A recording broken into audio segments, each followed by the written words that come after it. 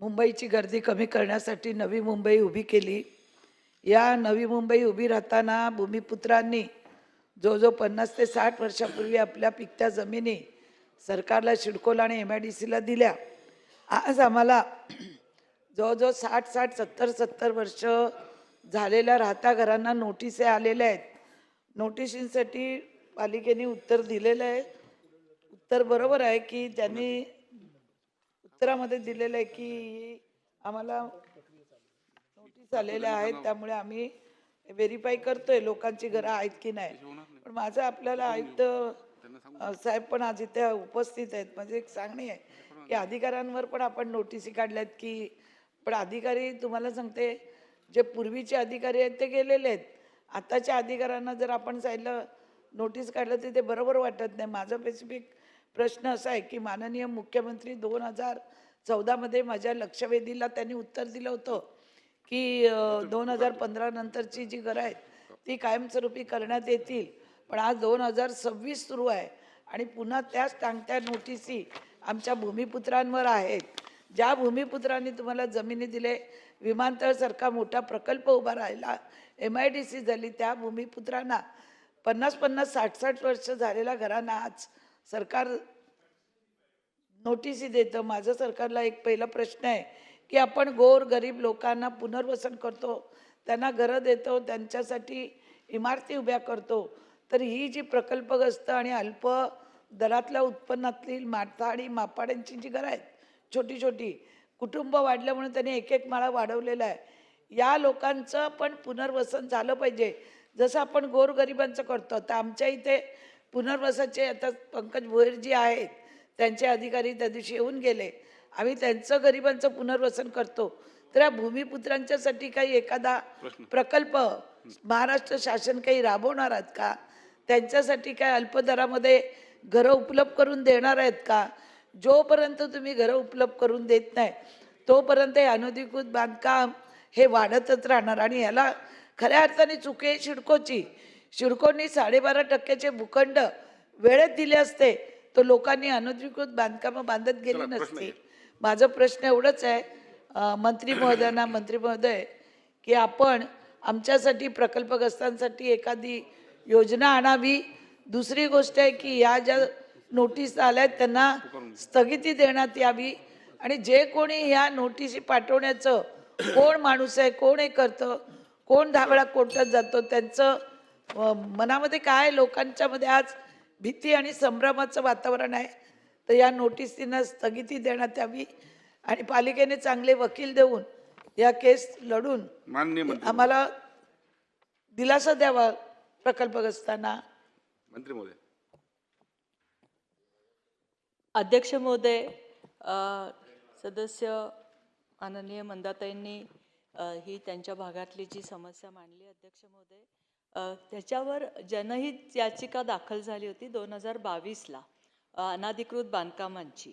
आणि त्याच्यावर ती जेव्हा न्यायालयाने निकाली काढली 2025ला 27/3/2025ला, तर त्याच्यामध्ये न्यायालयाने असे निर्देश दिले की ह्या सगळ्याचं सर्वेक्षण करावं, त्यांना नोटिसा द्याव्यात, नोटीस नंतर त्यांना सुनावणीची संधी द्यावी, त्याच्यामध्ये त्यांच्या जर बांधकामं तुम्ही हे करू शकला, नियमित करू शकला तर ती नियमित करावी आणि त्याच्यानंतर मग डिमॉलिशनची जी प्रक्रिया आहे ती करावी. या पद्धतीने आपण या नोटीस सर्व केल्यात अध्यक्ष महोदय.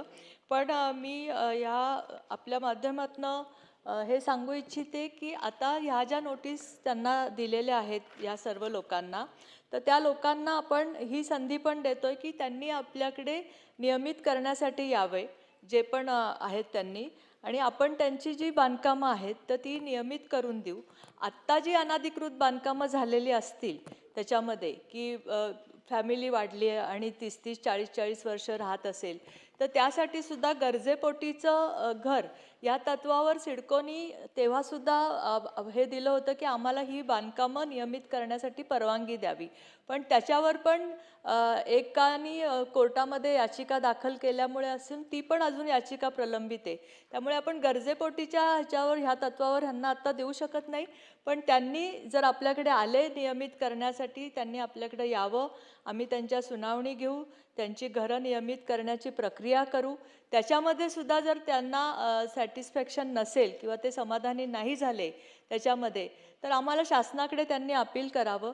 शासन पण ह्याच्यावर जर ही अशी अपील आली त्यांच्याकडनं, तर शासन पण ह्याच्यावर एखादा धोरणात्मक निर्णय घेईल. शेवटचा प्रश्न योगेश सागर. अध्यक्ष महोदय, मंत्री महोदयांनी उत्तर दिल्या त्याच्यामध्ये म्हटलं आहे आणि उत्तरात सुद्धा लिहिलं आहे की नियमितीकरण करण्यास पात्र असलेल्या बांधकामावर महानगरपालिकेतर्फे नियमित करण्यात येतील. माझा प्रश्न स्पेसिफिक आहे. मंदाताईंनी विचारलं आहे 12,667 लोकांना आपण नोटिसा दिल्या आहेत, त्यापैकी जवळजवळ 2,362 लोकांची सुनावण्या झाल्या आहेत.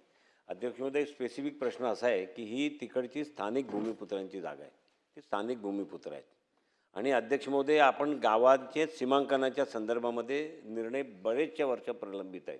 काही ठिकाणी झालेत, काही ठिकाणी नाही झाले. स्पेसिफिक प्रश्न असा आहे की ही बांधकाम नियमित करण्यासाठी मॅक्झिमम लोक म्हणजे अधिकाधिक लोकांना त्याच्यात समाविष्ट करता येणार अशा पद्धतीने आपण सरकार या संदर्भामधले कुठलेही नियम किंवा कायदे बदलणार आहेत का किंवा काढणार आहेत का?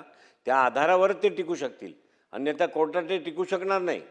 आणि म्हणून सरकार म्हणून आपण त्या मूळ भूमिपुत्र जे नवी मुंबईच्या विस्तारात राहतात त्या भूमिपुत्रांना न्याय देण्यासाठी आपले नियम व कायद्यामध्ये अधिकाधिक लोक पात्र होतील किंवा नियमितीकरण करत असतील याच्या संदर्भातला निर्णय हे 14 जुलैच्या सुनावणीच्या अगोदर करणार का? अध्यक्ष महोदय, मंत्री महोदयांनी याचा स्पेसिफिक उत्तर द्यावं. मंत्री महोदय. अध्यक्ष महोदय, मी पहिल्यांदाच सांगितलं की हे जे लोक आहेत त्यांनी महानगरपालिकेकडे त्यांचे बांधकामं नियमित करण्यासाठीचे प्रस्ताव दाखल करावेत. आणि जर तिथे त्यांचं सॅटिस्फॅक्शन नाही झालं तर शासन ह्याच्यामध्ये निश्चित एक धोरणात्मक निर्णय घेईल. शासनाकडे त्यांनी त्यावेळेस यावं. चला झालं ना. येत आहे खाली उत्तर ऐकण्यासाठी मान्य नाही. बोला, मान्य. प्रश्न सुटले पाहिजे ना अध्यक्ष महाराज. बरोबर. माझा स्पेसिफिक प्रश्न आहे की या संदर्भामध्ये नियम व कायदे बदलावे लागतील. जर ते नियमितीकरणसाठी तुमच्याकडे आले तरी तुम्ही आत्ता सध्याच्याच नियमावरती निर्णय देणार आहात, सध्याच्याच कायद्यानुसार निर्णय देणार आहात. आपण त्या संदर्भामध्ये 14 जुलैच्या हिअरिंगच्या अगोदर अधिकाधिक लोक नियमित होतील त्या पद्धतीने त्याचा फेरफार करण्यासाठी एक बैठक आपण लॉ ज्युडिशरीचे लोक, महानगरपालिकेचे युडीचे लोक आणि स्थानिक आमदार त्यांच्यासह आपण अशी एक बैठक करणार का? मंत्री महोदय. अध्यक्ष महोदय, आपण सगळ्या गावठाणाची एकतर आपण मोजणी करून घेऊ. त्यांचा विषय मला कळलेला आहे, कारण जेव्हा आता बांधकामं झाले, समजा आम्ही 1.5 FSI त्यांना अलाउड करत असू, तिथे जर जास्तीचा FSI आणि जास्तीचे हे मजले बांधले असतील तर त्याच्यासाठी शासनाला एक निर्णय घ्यायला लागेल. पण अध्यक्ष महोदय, त्याच्यासाठीचं अपील किंवा त्याच्यासाठीचा प्रस्ताव ह्या लोकांनी करावा हेच मी सांगत आहे. आणि ते केल्यानंतर आम्ही आत्तासुद्धा गावठाणाची मोजणी करू आणि त्यांचं अपील झाल्यानंतर आम्ही त्याच्यावर निर्णय घेऊ. चला. लेटेस्ट अपडेट्स और ताजा तरीन खबरों के लिए TV1 इंडिया लाइव को सब्सक्राइब कीजिए और नोटिफिकेशन पाने के लिए बेल आइकॉन को दबाना मत भूलिए।